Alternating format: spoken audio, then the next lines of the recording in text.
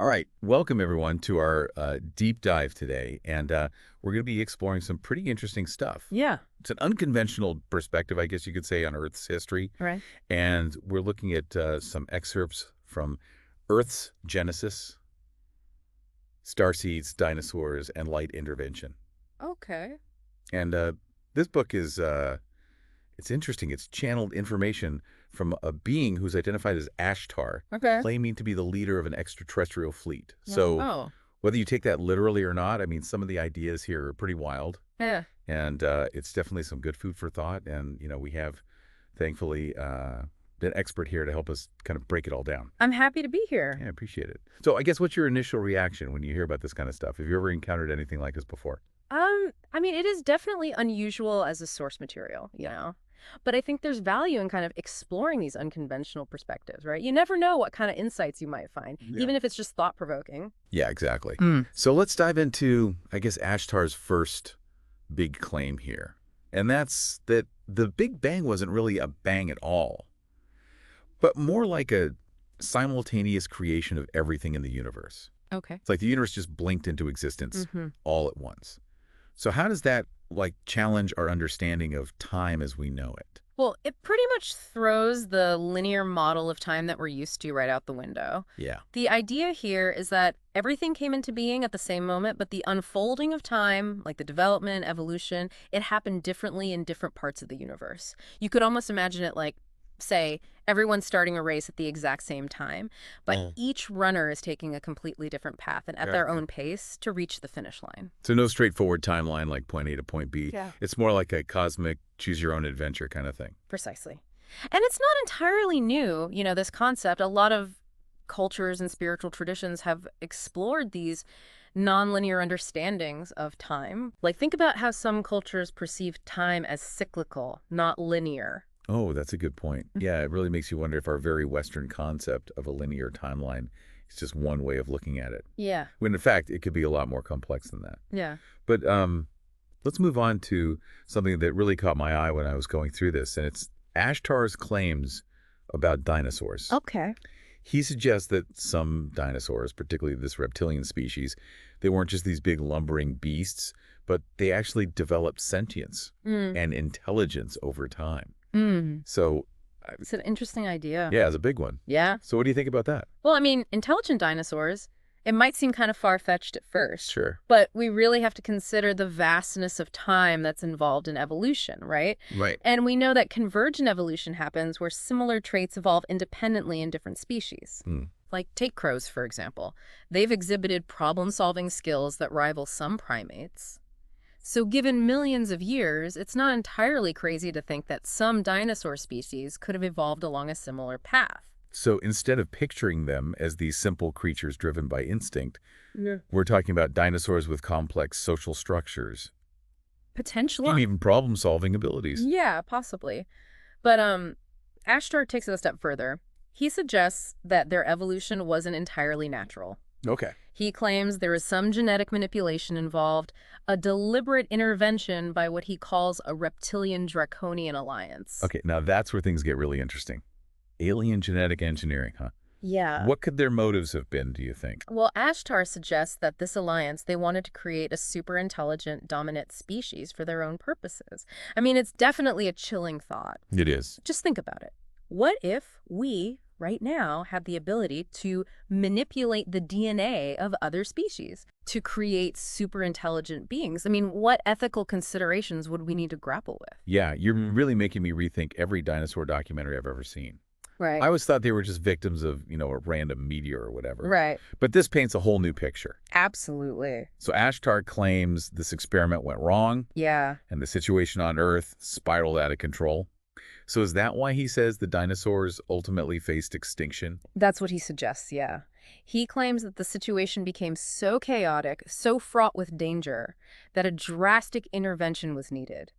And that's where the Chicxulub impact comes in. Right, the event that wiped out the dinosaurs. Exactly. And Ashtar presents a very different perspective on the same. He claims it wasn't a random asteroid impact at all, but a deliberate act by a massive mothership called Falling Star, Wow. sent to end this disastrous experiment. Wow. That's a pretty radical claim. What do you make of it? I mean, it's certainly a bold departure from the mainstream scientific explanation. I mean, the scientific community pretty overwhelmingly attributes the Chicxulub event to a large asteroid or comet, but Ashtar's claim does raise some pretty intriguing questions, you know? Yeah. What if some events in Earth history weren't as random as we've been led to believe? That's mind-blowing to think about. Yeah. And Ashtar doesn't stop there. He also claims this mothership, falling star, was led by a being who has incarnated on Earth multiple times Okay. throughout history. Interesting. And one of those incarnations, he says, was St. Francis of Assisi. Really? So this brings a whole new dimension to the story, right? It does. It blurs the lines between these cosmic events in human history Right. in a way that's just fascinating. Yeah, sure. Wow, so we've gone from a simultaneous Big Bang to intelligent, genetically engineered dinosaurs, Right. a mothership deliberately crashing into Earth to end a chaotic experiment, Right. and now a connection to this beloved religious figure. Yeah. That's a lot to process. So we've got to stop there, and we're going to pick this back up in part 2.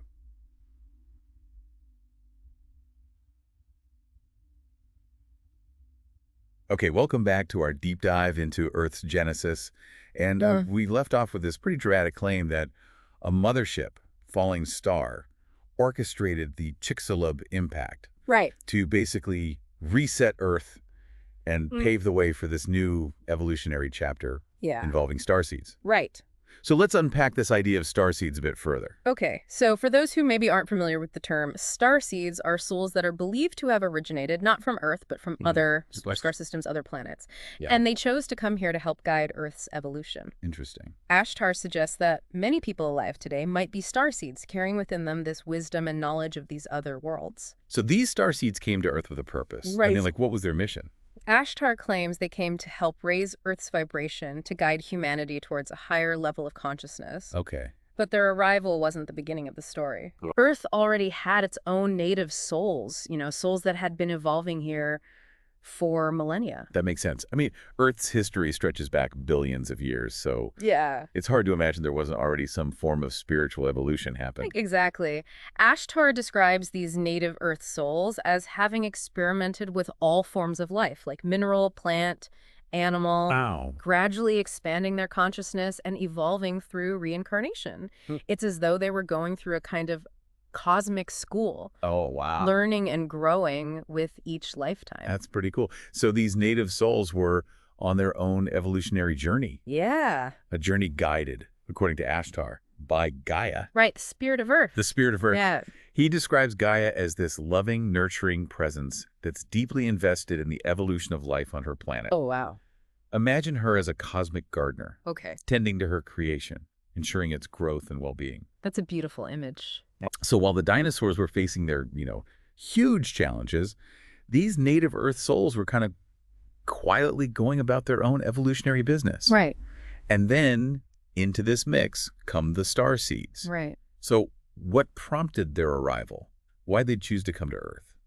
Ashtar claims that Earth was becoming a focal point, a planet with immense potential for growth and evolution, but also facing, some serious challenges, as we've already seen with the whole dinosaur situation. Right. He describes starseeds as this sort of cosmic intervention team, volunteers who agreed to come here and help tip the scales towards the light. It sounds like a pretty risky mission. Yeah. I mean, why would they volunteer for something like that? Well, Ashtar suggests that starseeds are drawn to Earth because they sense its unique potential. Okay. They feel a deep connection to this planet and a desire to help it fulfill its destiny.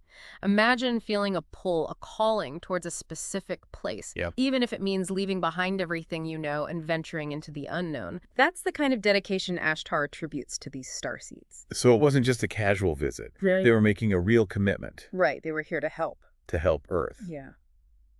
But how did they go about doing that? Did they just arrive in spaceships and announce their presence?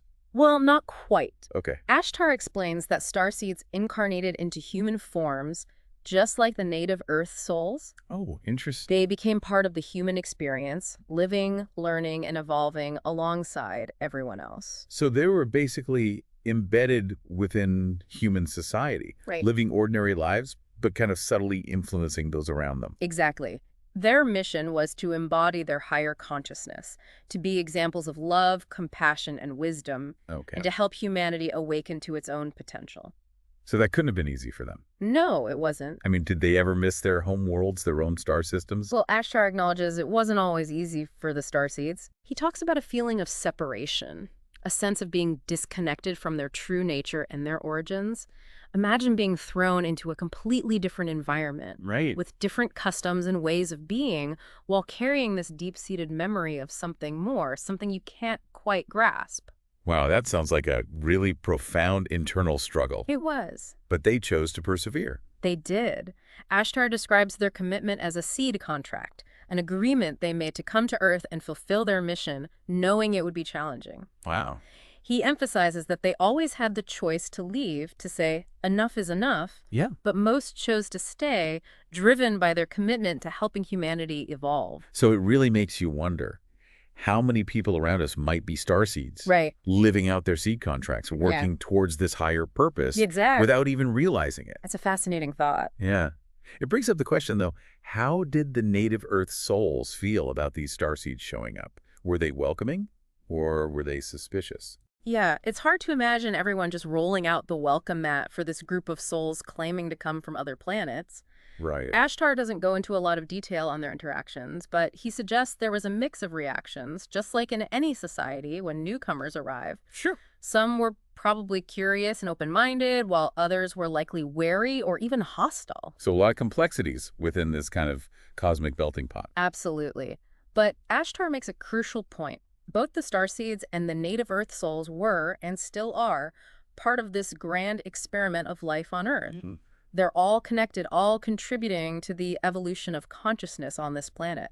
And according to Ashtar, we're now at a pretty crucial point in this experiment. We are. He suggests we're on the brink of a major transformation, a shift in consciousness that will affect not just Earth, but the entire universe. That's right. Calls it the event. Yeah, the event. Okay, now I have to know more. What is this event, and what does it mean for us, for Earth, for the entire universe? That's where we'll pick up in part 3 of our deep dive.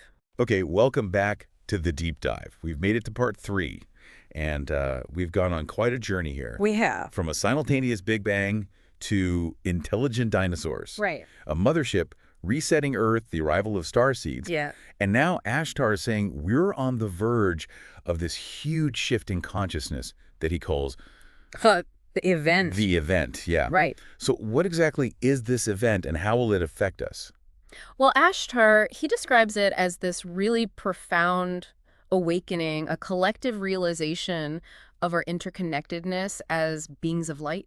He uses terms like lifting of veils and dissolving of illusions, Okay. kind of pointing towards a shift from a reality of separation to one of unity consciousness. Unity consciousness. So a state where we're all on the same wavelength, Yeah. experiencing a sense of oneness with each other and the universe. That sounds pretty utopian. Is that even possible? I mean, it's a big idea. Ashtar acknowledges that it's not going to be without its challenges achieving this level of unity. Right. But he suggests that this shift is kind of encoded within our very DNA, like a natural progression of our spiritual evolution. He uses this analogy of a flower blooming, Okay. a gradual unfolding of our true potential. So it's not like things will just suddenly change overnight No. and everybody will be experiencing this unity consciousness. Right. It's more of an evolutionary process, a blossoming. Gotcha. So Ashtar believes that starseeds, the ones who already have the experience of this higher consciousness, Yeah. will play a big role in guiding humanity through this transition. Absolutely. They can help show the way, so to speak. So we're not just sitting around waiting for this event to happen. Right. We're active participants in this cosmic evolution. Exactly. It's kind of empowering, but also, I don't know, a little bit daunting. Yeah, for sure.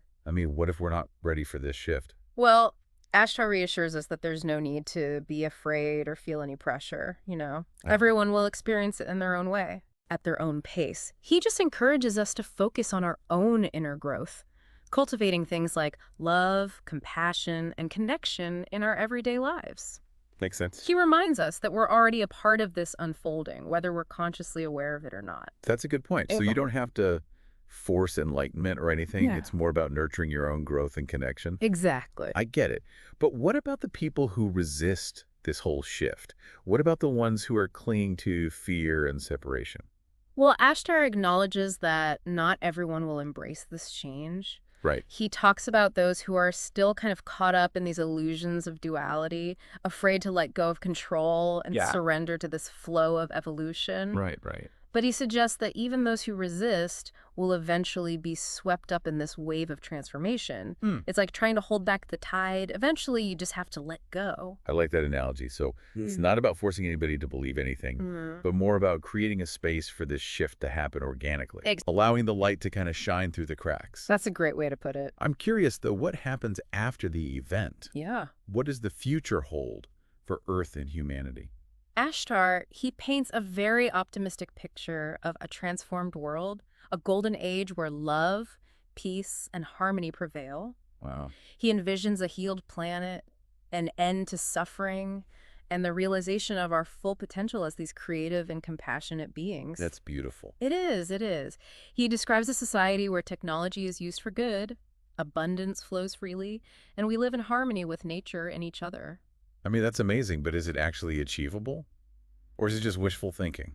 Well, Ashtar challenges us to really believe in the possibility to All right. hold this vision of a brighter future in our hearts. Like that. He reminds us that we're co-creators of our reality, that our thoughts, beliefs, and actions all shape the world around us. So we're not just passive observers waiting for this golden age to magically arrive. Got it all. We have a role in shaping it. Absolutely. Ashtar's message is all about empowerment. He's urging us to step into our power and contribute to this brighter future. That's powerful. Well, folks, that brings us to the end of our deep dive into Earth's genesis. And I don't know about you, but I feel like we've been through a lot. It's been a wild ride. It really has, from the Big Bang to the event. And I'm sure we've all got a lot to think about. I know I do. Whether you fully embrace Ashtar's claims or just found them interesting, we hope this exploration has sparked your curiosity Yeah. and maybe even encouraged you to consider some new possibilities. Oh, sure. So what do you think about all of this? Does any of it resonate with you? Yeah, we'd love to hear your thoughts. Until next time, keep exploring, keep questioning, and keep diving